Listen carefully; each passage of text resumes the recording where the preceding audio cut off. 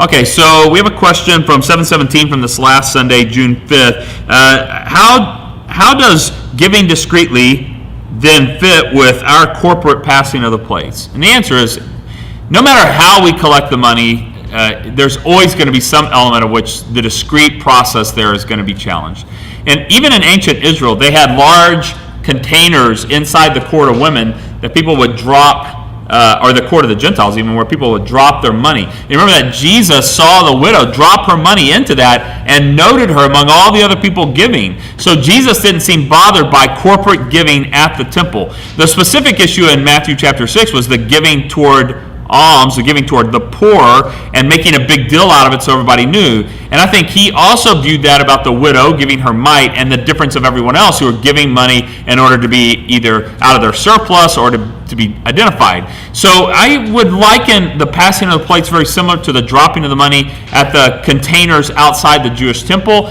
Jesus doesn't seem bothered by that. What he says in Matthew 6 is just do it in a way that's discreet. Don't give in a way that makes a big deal out of it. He says, don't sound the trumpets when you give. So I don't think it's an unreasonable thing for the church to take up donation in some kind of way. We're going to have to collect the money one way or the other. The issue is that when you give, do it discreetly. If a person doesn't like putting money in the offering plate, we also at the back of the worship center have slots where they can drop their money in the back of the sound booth. There's secure places there. You can mail it in. We have a lot of people who automatic pay and have the checks mailed to the office. There's all kinds of ways you can do this. The goal here, though, is to do it in a way that I'm not thinking about what someone else thinks about me when I do it.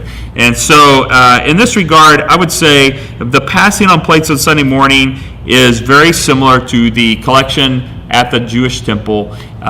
There are ways to do it discreetly, like the widow and her mite. There are ways to do it non-discreetly, like many of the Pharisees. And we want to be as discreet as we can with giving, praying, serving. We have the same issue, by the way, with public prayer.